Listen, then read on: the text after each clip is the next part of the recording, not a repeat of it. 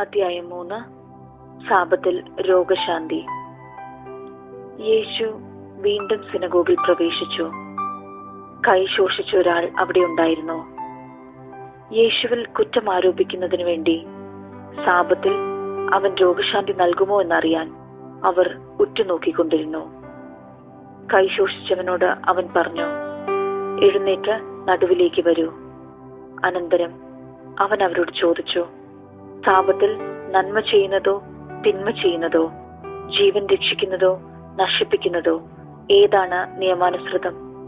അവർ നിശബ്ദരായിരുന്നു.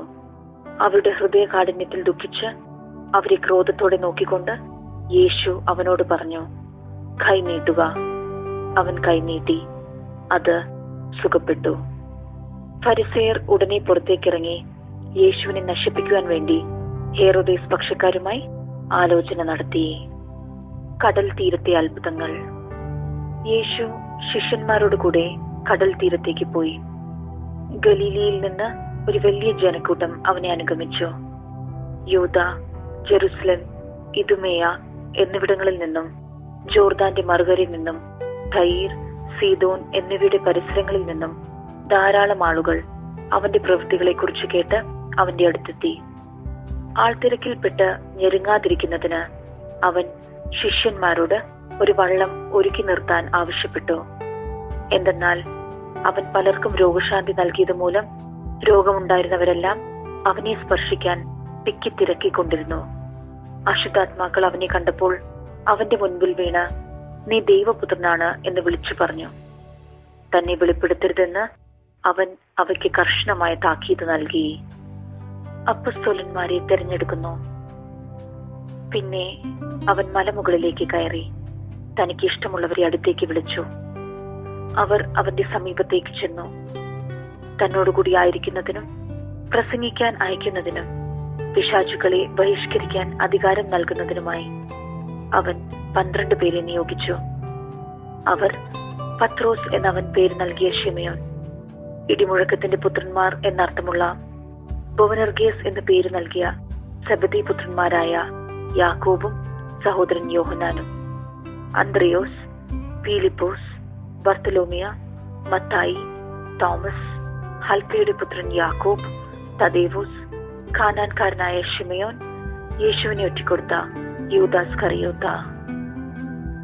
യേശുവും ബേൽസെബൂലും. അനന്തരം അവനൊരു ഭവനത്തിൽ പ്രവേശിച്ചു. ജനങ്ങൾ വീണ്ടും വന്നുകൂടിക്കൊണ്ടിരുന്നു. തന്മൂലം ഭക്ഷണം കഴിക്കാൻ പോലും അവർക്ക് കഴിഞ്ഞില്ല. അവന്റെ സ്വന്തക്കാർ ഇത് കേട്ട് അവനെ പിടിച്ചു കൊണ്ടുപോകാൻ പുറപ്പെട്ടു. കാരണം അവന് സുബോധം നഷ്ടപ്പെട്ടിരിക്കുന്നുവെന്ന് അവർ കേട്ടിരുന്നു. ജെറുസലേമിൽ നിന്ന് വന്ന നിയമജ്ഞർ പറഞ്ഞു, അവനെ ബെൽസെബൂൽ ആവേശിച്ചിരിക്കുന്നു. പിശാചുക്കളുടെ തലവനെ കൊണ്ടാണ് അവൻ പിശാചുക്കളെ പുറത്താക്കുന്നത്. അവൻ അവരെ അടുത്ത് വിളിച്ച് ഉപമകൾ വഴി അവരോട് പറഞ്ഞു, സാത്താന് എങ്ങനെയാണ് സാത്താനെ പുറത്താക്കാൻ കഴിയുക? അന്തർചിത്രമുള്ള രാജ്യം നിലനിൽക്കുകയില്ല, അന്തർചിത്രമുള്ള ഭവനവും നിലനിൽക്കുകയില്ല. സാത്താൻ തനിക്ക് തന്നെ എതിരായി തലയുയർത്തുകയും ഭിന്നിക്കുകയും ചെയ്താൽ അവന് നിലനിൽക്കുക സാധ്യമല്ല. അത് അവന്റെ അവസാനമായിരിക്കും. ശക്തനായ ഒരുവന്റെ ഭവനത്തിൽ പ്രവേശിച്ച് വസ്തുക്കൾ കവർച്ച ചെയ്യണമെങ്കിൽ ആദ്യമേ അവനെ ബന്ധിക്കണം. അതിനുശേഷമേ കവർച്ച നടത്താൻ കഴിയൂ. സത്യമായി ഞാൻ നിങ്ങളോട് പറയുന്നു, മനുഷ്യമക്കളുടെ എല്ലാ പാപങ്ങളും അവർ പറയുന്ന ദൂഷണങ്ങളും ക്ഷമിക്കപ്പെടും. എന്നാൽ പരിശുദ്ധാത്മാവിനെതിരായി ദൂഷണം പറയുന്നവന് ഒരു കാലത്തും പാപത്തിൽ നിന്ന് മോചനമില്ല. അവൻ നിത്യപാപത്തിന് ഉത്തരവാദിയാകും. അവൻ ഇങ്ങനെ പറഞ്ഞത് തനിക്ക് അശുദ്ധാത്മാവുണ്ട് എന്ന് അവർ പറഞ്ഞതിനാലാണ്. യേശുവിന്റെ അമ്മയും സഹോദരരും. അവന്റെ അമ്മയും സഹോദരന്മാരും വന്ന് പുറത്തു നിന്നുകൊണ്ട് അവനെ വിളിക്കാൻ ആളയിച്ചു. ജനക്കൂട്ടം അവന് ചുറ്റും ഇരിക്കുകയായിരുന്നു. അവർ പറഞ്ഞു, നിന്റെ അമ്മയും സഹോദരന്മാരും സഹോദരിമാരും നിന്നെ കാണാൻ പുറത്തു നിൽക്കുന്നു. അവൻ ചോദിച്ചു, ആരാണ് എന്റെ അമ്മയും സഹോദരങ്ങളും?